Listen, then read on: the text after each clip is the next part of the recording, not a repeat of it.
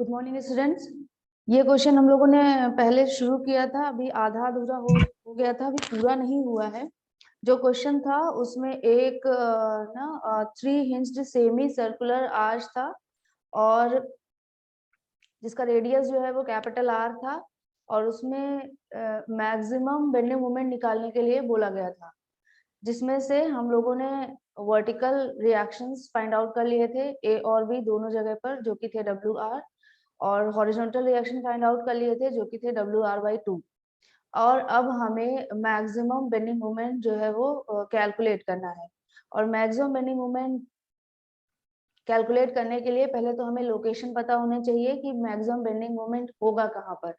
तो अभी तो ये नहीं पता है, तो सबसे पहले हमें लोकेशन फाइंड आउट करनी पड़ेगी मैक्सिमम बेंडिंग मोमेंट की।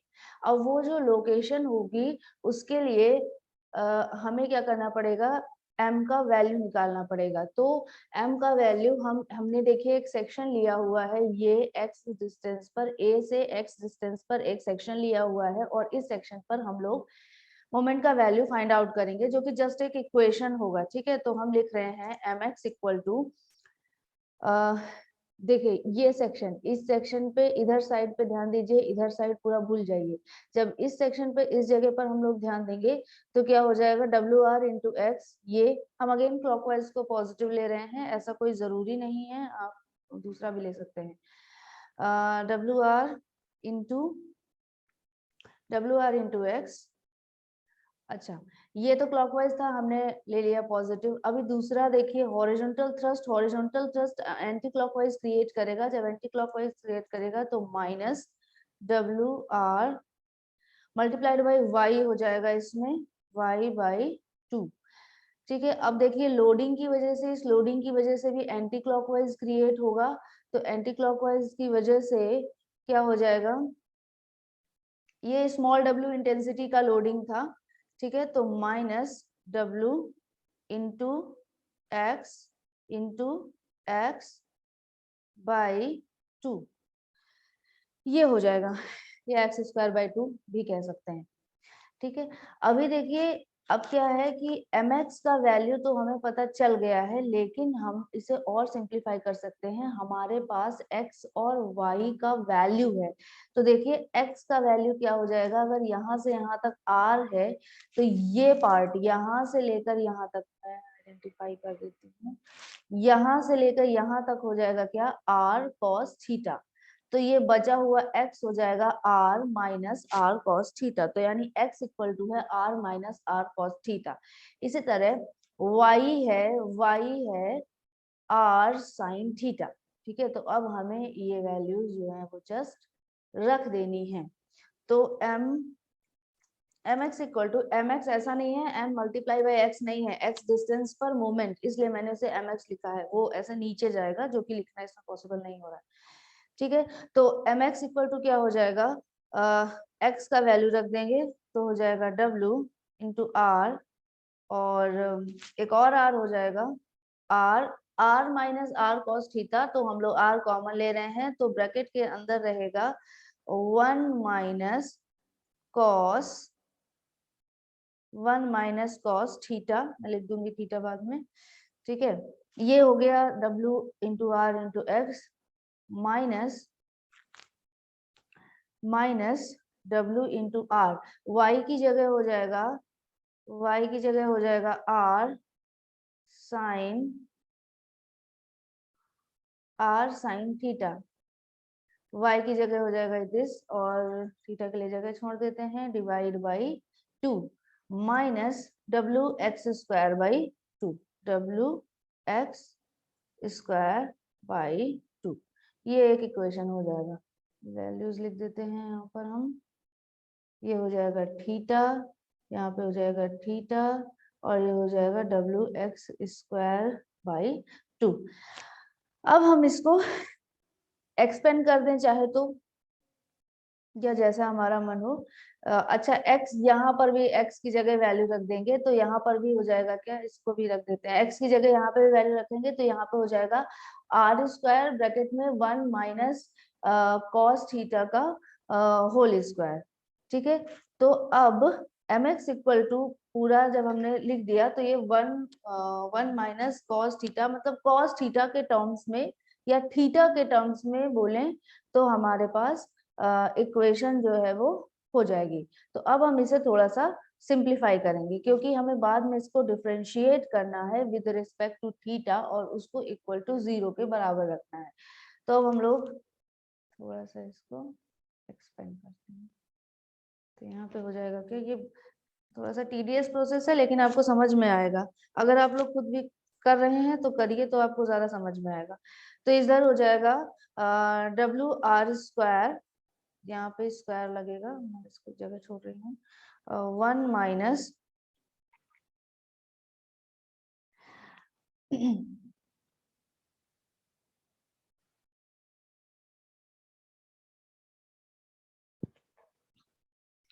इसमें देखिए लिख नहीं रही हूँ मैं, जल्दी इसी में देख लीजिए। ये देखिए W r square 1 minus cos theta, और इधर भी देखिए डब्ल्यू यहाँ पर एक्स की जगह हो जाएगा आर स्क्वायर और ब्रैकेट में हो जाएगा 1 माइनस कॉस थीटा का स्क्वायर डिवाइड बाई 2। तो इसमें से हम लोग W r square 1 minus cos theta common ले सकते हैं इसमें से और इसमें से। तो क्या बचेगा वो मैं लिख रही हूँ। एम एक्स इक्वल टू हो जाएगा क्या, W r square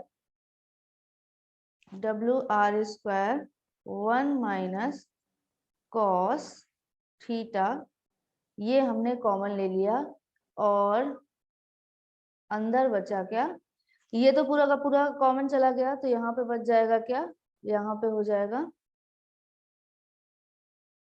W r square 1 minus cos theta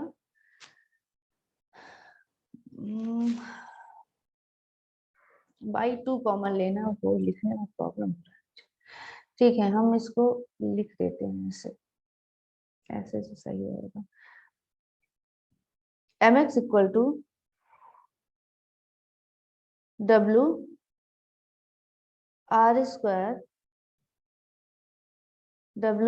square by 2, और ब्रैकेट के अंदर हो जाएगा क्या, 1 minus cos theta, 1 minus cos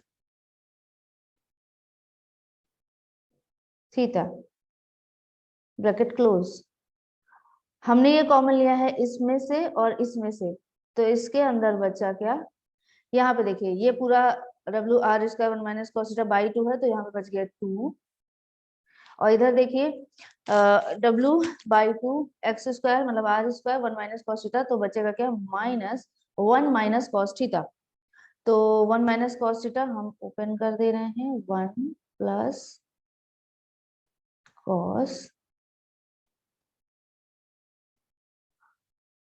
cos theta, और ये minus W r square sine theta by 2 as it is रहेगा। तो W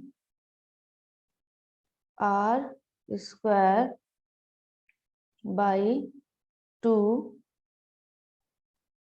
sine theta.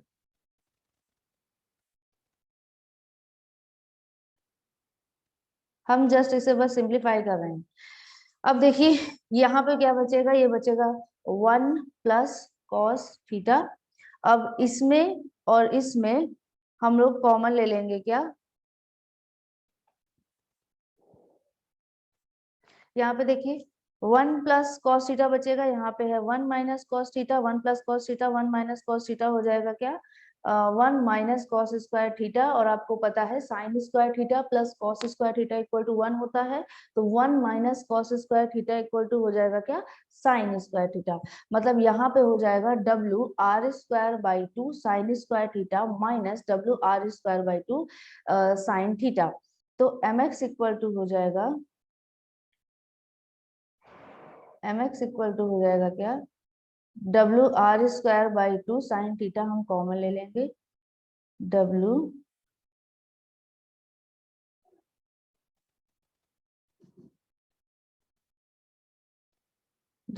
Are square by 2 sine theta,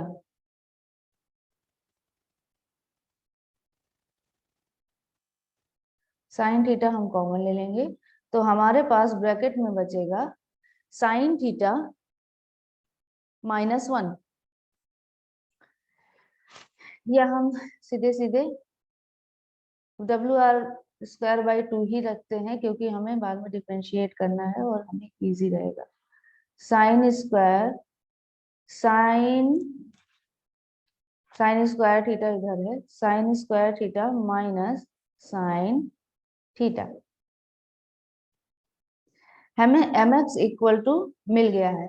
अब चूंकि हमें mx मतलब इसका मैक्सिमम वैल्यू फाइंड आउट करना है, तो इसको हम लोग डिफरेंशिएट करेंगे विद रिस्पेक्ट टू थीटा, क्योंकि देखिए यहाँ पर हम x को डायरेक्टली नहीं रिप्रेजेंट कर रहे हैं, हम x को थीटा की रेफरेंस में रिप्रेजेंट कर रहे हैं। तो x का वैल्यू डिपेंड कर रहा है थीटा पे, तो हम लोग mx को डिफरेंशिएट करेंगे विद रिस्पेक्ट टू थीटा। तो ये क्या हो जाएगा, WR²/2 तो एज इट इज बाहर आ जाएगा। Sine square theta equal to क्या हो जाएगा, 2 sine theta cos theta, differentiate करने पर minus sine theta equal to हो जाएगा कॉस थीटा। तो फिर ये क्या, और फिर इसके इक्वल टू क्या करना है, 0 के बराबर रखना है। मैक्सिमम मिनिमम वाली कंडीशन आपको पता ही होगी, ठीक है। तो यहाँ पर क्या हो जाएगा, लिख देती हूँ, WR²/2 एज इट इज हो जाएगा, WR²/2 एज इट इज हो जाएगा, और यहाँ पर हो जाएगा 2 into sine theta into cos theta, मतलब साइन 2 थीटा हम डायरेक्टली लिख रहे हैं,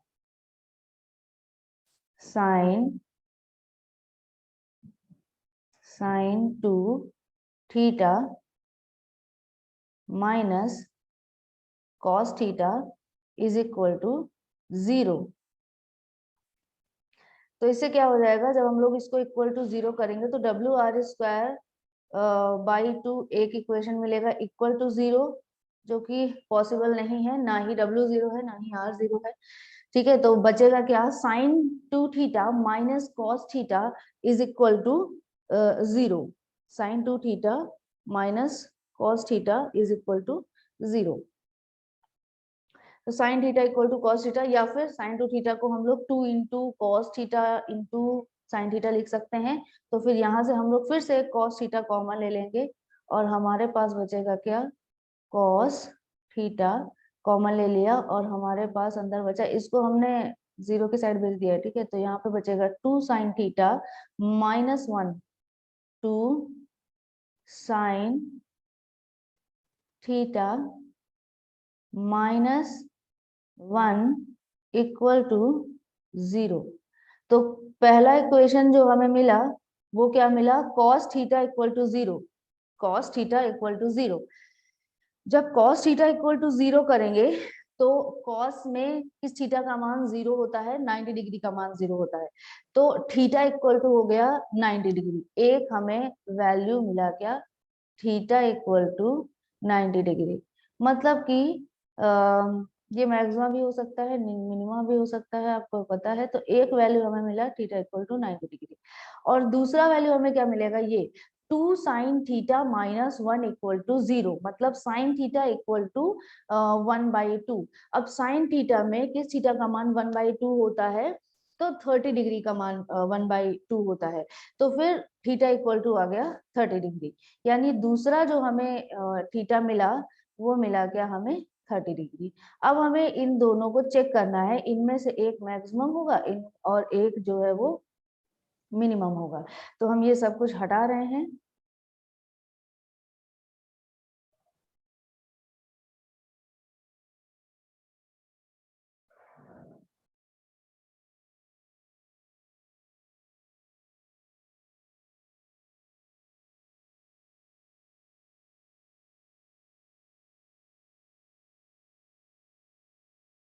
ठीक है।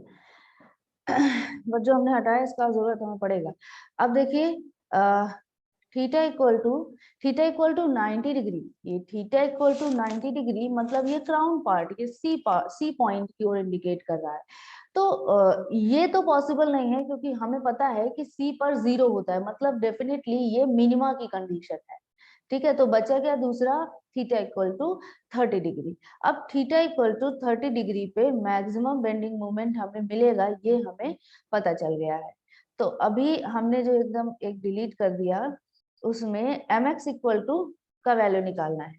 अब थीटा इक्वल टू 30 डिग्री है, तो फिर mx इक्वल टू क्या हो जाएगा, लास्ट में डिफरेंशिएट करने से पहले जो mx का जो वैल्यू हमें मिला था वो क्या था, WR²/2 में लिख दी थी।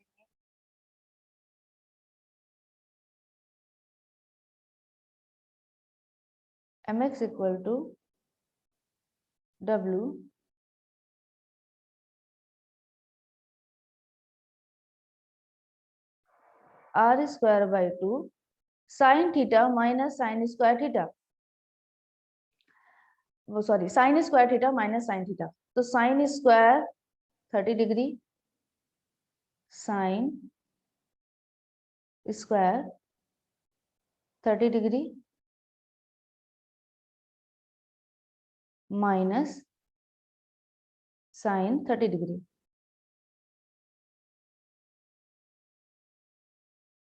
Sign 30 degree.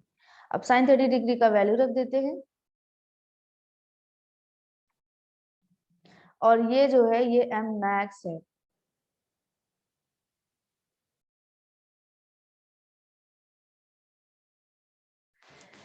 ठीक है, तो साइन 30 डिग्री का वैल्यू रख देते हैं, और साइन 30 डिग्री का वैल्यू होगा क्या, 1/2।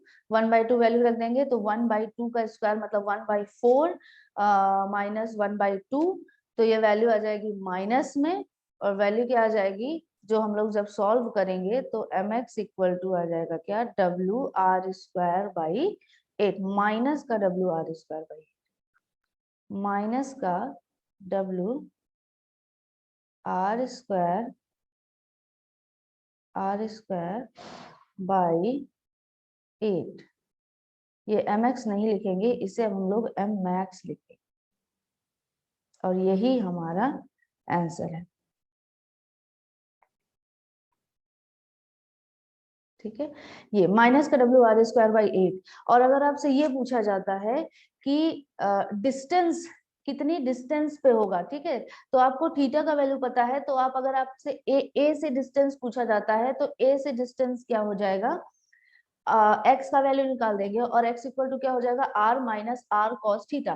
तो मतलब r माइनस आर साइन, मैं कैलकुलेट कर देती हूँ, r ब्रैकेट में बाहर हो जाएगा और क्या हो जाएगा, 1 माइनस कॉस 30 डिग्री, तो हो जाएगा क्या 0.134 r, ये डिस्टेंस हो जाएगी a से। और अगर आपसे क्राउन पार्ट से डिस्टेंस पूछी जाती है, मतलब ये डिस्टेंस पूछी जाती है, तो ये क्या हो जाएगा, ये हो जाएगा r cos थीटा, मतलब कि cos 30 डिग्री मतलब 0.866 मल्टीप्लाइड बाई r, इतना डिस्टेंस हो जाएगा। तो अगर ये पूछा जाता है तो फिर ऐसे आपको इसका देना है जवाब। ठीक है, तो ये क्वेश्चन ये कैसा टाइप था, ये सेम लेवल पे, दोनों इंड सेम लेवल पे थे, और इसमें कर्वेचर भी गिवन था, और वो कर्वेचर कैसा था, सेमी सर्कुलर था, 3 हिंज्ड सेमी सर्कुलर आर्च थी, और उसमें आपको मैक्सिमम बेंडिंग मोमेंट कैसे फाइंड आउट करते हैं ये मैंने बताया। अब एक क्वेश्चन हम लोग करेंगे जिसमें दोनों इंड जो हैं वो अलग अलग लेवल पे होंगे, दोनों इंड अलग अलग लेवल पे होंगे। तो अब हम लोग देखते हैं। 90 डिग्री बेटा इसलिए नहीं होगा क्योंकि देखो हमें पता है ना कि 90 डिग्री पे क्राउन पार्ट है। आपने देखो क्या किया था ना, हमने ऐसे देखो, ये है ए पॉइंट, हमने थीटा इधर से लेना स्टार्ट किया था, हमने यहाँ से इसको थीटा को ऐसा बढ़ता हुआ माना था। तो थीटा इक्वल टू 90 डिग्री पे मतलब क्या हो जाएगा, ये थीटा इक्वल टू 90 डिग्री पे ये, और ये लोकेशन क्या रिप्रेजेंट कर रहा है, ये लोकेशन रिप्रेजेंट कर रहा है क्राउन पार्ट पे, और क्राउन पार्ट पे हिंज है, 3 हिंज आर्च है ना, तो क्राउन पार्ट पे हिंज है, और आपको पता है कि हिंज पर बेंडिंग मोमेंट इक्वल टू 0 होता है। ये तभी तो हम लोग इसके अबाउट मोमेंट इक्वल टू 0 लेते हैं, तो हमें ऑलरेडी पता है कि इस पॉइंट पे बेंडिंग मोमेंट इक्वल टू 0 है। अच्छा एक चीज और, अगर आपको ये बोला जाता है कि आप इसके लिए इसका अपना बेंडिंग मोमेंट डायग्राम बना दीजिए, तो वो भी आप बना सकते हैं, और आपका बेंडिंग मोमेंट डायग्राम कुछ ऐसा जाए, कुछ ऐसा जाएगा, सिमेट्रिकल बनेगा दोनों ओर, क्योंकि लोडिंग सिमेट्रिकल है। तो देखिए, और यहाँ पर जीरो होगा, हिंज है, जीरो होगा, यहाँ पर हिंज है, जीरो होगा, यहाँ पर हिंज है, जीरो होगा, और यहाँ पर जो है एम मैक्स क्या आया था वही वैल्यू होगी, और एम मैक्स की हमारी वैल्यू आई थी क्या, माइनस का डब्ल्यू आर स्क्वायर बाई 8, ये माइनस का है, माइनस का W r square by 8, same इसी तरह माइनस का डब्ल्यू आर स्क्वायर बाई 8। तो अगर इसका बेंडिंग मोमेंट डायग्राम भी बनाने को बोला जाता है तो आप इस तरह बना सकते हैं। ठीक है बेटा, समझ में आ गया ना। अभी देखिए हम लोग ऐसा एक क्वेश्चन लेते हैं जिसमें दोनों इंड जो हैं वो अलग अलग लेवल पे होंगे। ठीक है, तो चलिए आप लोग जल्दी से नोट करिए, क्वेश्चन नोट करिए। A three hinged arch, a three hinged arch consisting of two quadrantal parts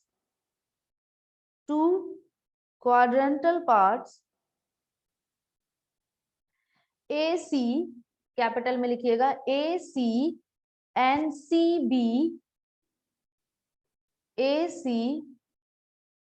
CB of radius 2 and 4 respectively, of radius 2 and 4 respectively, full stop. Calculate the reactions at the supports. Calculate the reactions at the supports. Calculate the reactions at the support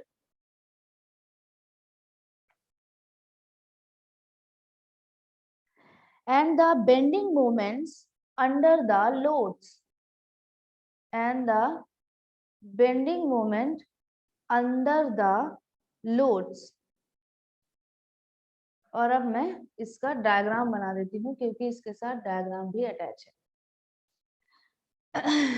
आपको सिर्फ इतना बताया गया है कि ये एक three hinged arch है और उसका रेडियस बता, अच्छा टू क्वाड्रेंटल पार्ट्स भी हैं, मतलब ये एक पार्ट ये है, यहाँ पर हिंज है, यहाँ पर हिंज है, और इसका रेडियस जो है ये है पार्ट ए सी, ये है पार्ट ए और सी है, और ए सी पार्ट का जो रेडियस है वो है 2 मीटर, ये है 2 मीटर, और बिल्कुल क्वाड्रेंटल पार्ट्स हैं।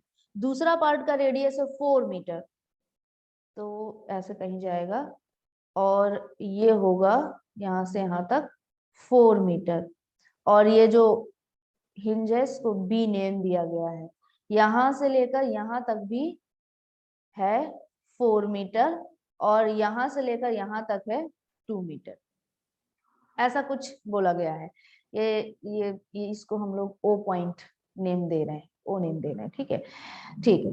अभी ये क्या है, हमारे पास थ्री हिंज आर्च है जिसकी लोकेशंस के हिसाब से हमने ऐसा बना दिया है। लोडिंग गिवन है, लोडिंग हमारे पास गिवन है, एक पॉइंट लोड लगेगा 40 किलो न्यूटन का, 40, एक पॉइंट लोड है 40 किलो न्यूटन का, जो कि है इस ओ पॉइंट से 45 डिग्री एंगल पर, 45 डिग्री एंगल पर, और दूसरा पॉइंट लोड है यहाँ पर, और इसका वैल्यू है 60 किलो न्यूटन, इसका वैल्यू है 60 किलो न्यूटन, जो कि यहाँ से है, ये एक स्ट्रेट लाइन होगा, ये गड़बड़ हो गया बनाने में, ये भी एंगल है क्या 45 डिग्री।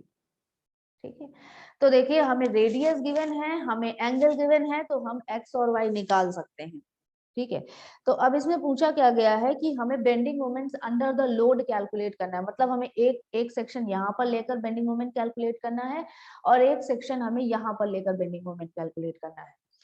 बेंडिंग मोमेंट कैलकुलेट करने के लिए हमें horizontal and vertical reactions find out होने हैं, तो हम लोग वो रिएक्शंस भी फाइंड आउट करेंगे।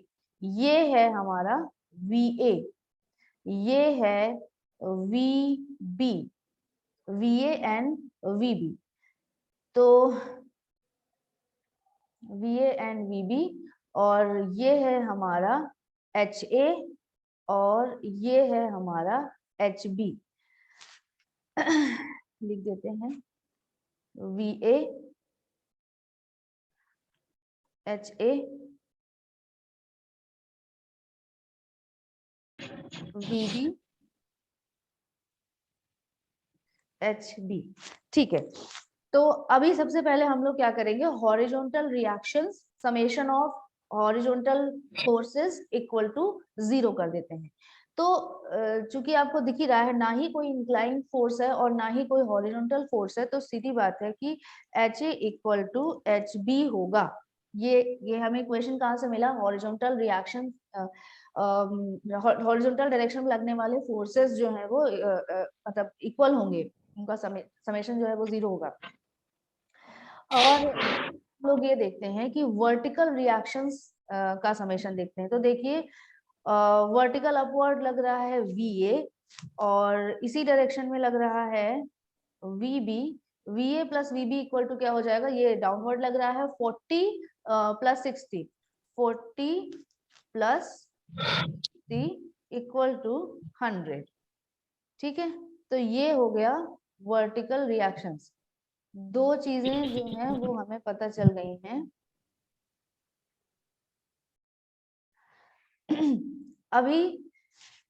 अभी देखिए, अगर आपको ध्यान हो कि जब दोनों इंड सेम लेवल पे होते थे तब हम लोग पहले वर्टिकल रिएक्शंस फाइंड आउट करते थे, लेकिन जब दोनों इंड सेम लेवल पे नहीं होते हैं तब हम पहले हॉरिजॉन्टल रिएक्शन फाइंड आउट करते हैं।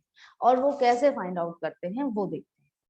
ठीक है, दो इक्वेशन हमारे पास हैं। अब हमें क्या करना है, हाँ बिल्कुल, अगर कोई हॉरिजॉन्टल फोर्स दिया जाता है या फिर कोई इंक्लाइन फोर्स दिया जाता है, तो मैंने शुरुआत में ही बताया हुआ है कि उसे अगर इंक्लाइन फोर्स आता है तो हम लोग उसे तुरंत उसके हॉरिजॉन्टल एंड वर्टिकल पार्ट में तुरंत कट कर देंगे। ठीक है, और फिर उसके बाद हम उसे सॉल्व करेंगे। एक बच्चे का क्वेश्चन है कि अगर इंक्लाइन फोर्स आता है तो हम उसे रिजॉल्व करेंगे, तो उसमें हॉरिजॉन्टल भी होगा, बिल्कुल होगा। हॉरिजॉन्टल फोर्स भी गिवन हो सकता है, वो ऐसा कोई क्वेश्चन हमने दिया नहीं अभी तक। नहीं तो क्या होता HA सपोज इधर साइड से कोई फोर्स लगा होता तो HA सपोज W का, तो HA plus W equal to HB हो जाता। वो बिल्कुल सिंपल है, वो ऐसा कुछ नहीं, बस कैलकुलेशन थोड़ा सा बढ़ता है बस। अदरवाइज क्या हो जाता है यहाँ पे HA plus W equal to HB। अभी भी आपको HA और HB के बीच में रिलेशन पता ही है। ठीक है, तो देखिए दो इक्वेशंस हमें मिल जाएंगी। पहला इक्वेशन हमें मिलेगा horizontal forces summation equal to 0 और दूसरा हमें मिलेगा vertical forces summation equal to 0। ध्यान रखिए, हमेशा जब भी दोनों इंड अलग अलग लेवल पे होते हैं तब हमें पहले हॉरिजॉन्टल रिएक्शन फाइंड आउट करना पड़ता है।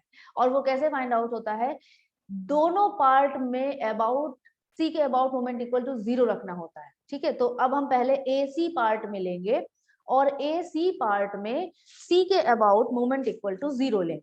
तो हमारे पास क्या बचेगा, हमारे पास बचेगा ये रेडियस है 2, यानी 2 इंटू VA क्लॉकवाइज डायरेक्शन ले लिया हमने पॉजिटिव,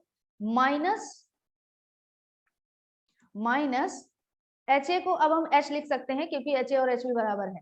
तो H इंटू अब देखिए H भी C के अबाउट ले रहे हैं तो यहाँ पर, और ये डिस्टेंस भी है 2, तो 2 multiplied by H, 2 multiplied by H, ये भी हो गया। अभी ये लोडिंग 40 किलो न्यूटन की लोडिंग की वजह से भी एंटी क्लॉकवाइज हो रहा है, तो -40, लेकिन ये डिस्टेंस अभी देखिए, ये जो डिस्टेंस है वो कितनी होगी, ये डिस्टेंस यहां से लेकर यहां तक की हो जाएगी क्या, r cos थीटा। तो यानी 2 multiplied by 2 into cos 45 degree. cos 45 degree, ठीक है। तो ये और इक्वल टू इसके कितने के बराबर हो जाएगा, 0 के बराबर हो जाएगा। तो देखिए यहाँ पर हमारे पास दो अननोन है, यहाँ पर हमारे पास VA भी एक अननोन है और हमारे पास H भी अभी तक अननोन है। लेकिन हमें क्या एक चीज यहाँ पे मिल गया, हमें यहाँ पर VA और H में एक रिलेशन मिल गया, और VA और H में रिलेशन क्या मिलेगा, तो हम उसको कर देंगे VA इक्वल टू समथिंग के टर्म्स में लिख देंगे, ठीक है। तो हम इसे ऐसा लिखने की कोशिश कर रहे हैं। तो VA इक्वल टू क्या हो जाएगा, ये इसको सॉल्व करेंगे ना, 40 इंटू 2 80 cos 45 डिग्री। इसको पहले तो हम 2 पूरा कॉमन लेके हटा सकते हैं, तो क्या बच गया, VA equal to H plus, और ये बचा 40 cos 45 डिग्री, और इसको सॉल्व करेंगे तो ये आ जाएगा 2 आ जाएगा, ठीक है। 2 मैं भी रूट लगा दूंगी, 2√2 आ जाएगा। तो 2√2 आ जाएगा, ठीक है। अभी क्या है कि VA इक्वल टू ये हमें मिल गया, एक इक्वेशन है ये, एक इक्वेशन है ये, और दूसरा इक्वेशन है हमारे पास ये, दूसरा इक्वेशन है ये, और तीसरा इक्वेशन है हमारे पास ये, तीसरा इक्वेशन है ये। अब चौथा इक्वेशन क्या मिलेगा, ये CB पार्ट में C के अबाउट मूवमेंट इक्वल टू 0 करेंगे तो हमें मिल जाएगा। तो ले लेते हैं, कोई भी ले लीजिए। तो अब देखिए VB 4 into VB, 4 into VB, आपकी मर्जी कुछ भी लीजिए। तो अब इधर साइड से हम क्या कर रहे हैं, हम ये ऐसे एंटी क्लॉकवाइज को ले रहे हैं। वैसे तो आप डायरेक्ट भी कर सकते हो, क्योंकि देखो क्लॉकवाइज इधर एंटी क्लॉकवाइज एक है, बाकी सब क्लॉकवाइज है।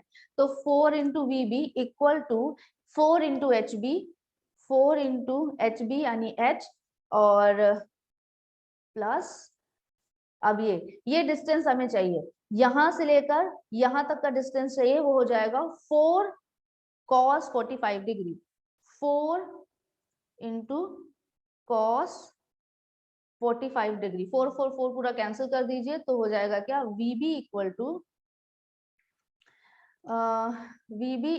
टू H प्लस, अगेन वही cos 45, ओह सॉरी, यहाँ पर हमें 60 का मल्टीप्लाई भी करना है, 60 मल्टीप्लाइड बाई 4, तो ये हो जाएगा क्या, 60 cos 45 डिग्री। तो ये √2 डिवाइड हो जाएगा, तो क्या बचेगा, 1/√2 डिवाइड हो जाएगा, तो बचेगा क्या, 30√2 बचेगा, ठीक है।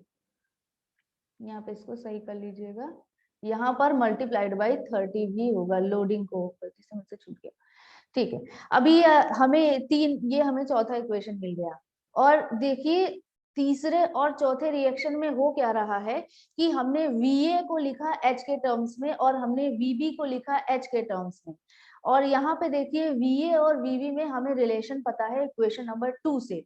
तो 3 और 4 से VA और VB का वैल्यू हम उठा के रखेंगे इक्वेशन नंबर 2 पे।